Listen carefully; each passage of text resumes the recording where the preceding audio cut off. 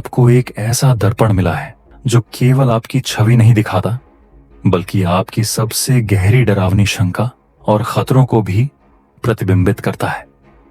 क्या होता है जब एक साधारण सी चीज आपकी जिंदगी का सबसे खतरनाक राज बन जाए? आज हम आपको सुनाएंगे घातक दर्पण की एक रहस्यमयी और भूतिया कहानी। क्लारा, एक उत्साही और साहसी लड़की जिसे प्राचीन वस्तुओं का बड़ा शौक था, एक दिन एक पुराने बाजार में घूमते हुए एक बहुत ही रहस्यमयी और आकर्षक दर्पण देखती है। इसका फ्रेम जटिल नक्काशी से सजा था और उसकी सतह पर खींची गई लकीरों और पैटर्न्स में कुछ ऐसा था जो उसे बहुत आकर्षित करता था। यह दर्पण साधारण से कहीं अधिक था। ये जैसे किसी गहरे रहस्य को छुपाए हुए था।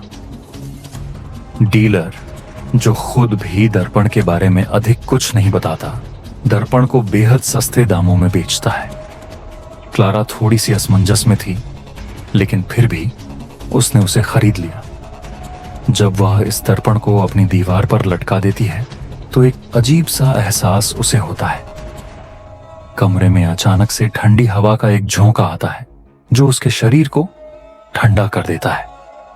वह इसे एक संयोग समझकर नजरअंदाज करने की कोशिश करती है, लेकिन दर्पण को देखते हुए एक असमंजस और डर का एहसास उसे घेरने लगता है।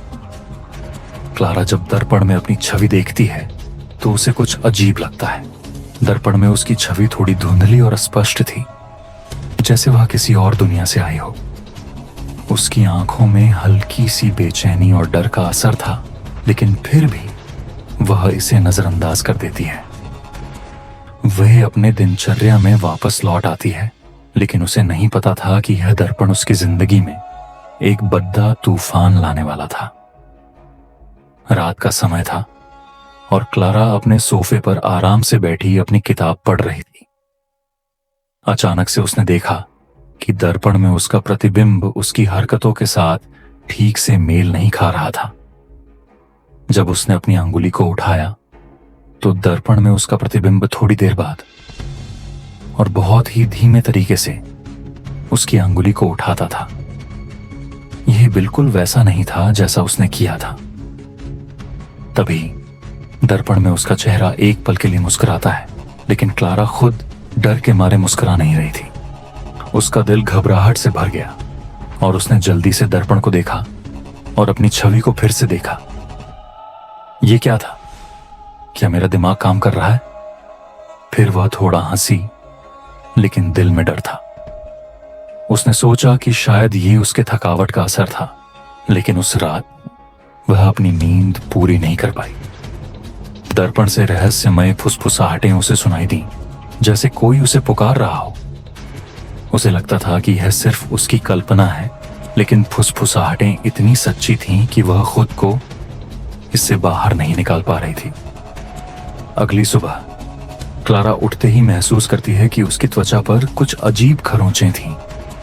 ये खरोंचें उसे तब नहीं याद आईं जब वह सो रही थी, लेकिन यह खरोंचें एक निश्चित पैटर्न में थीं, जैसे किसी ने नाखूनों से गहरी खरोंचें छोड़ी हों।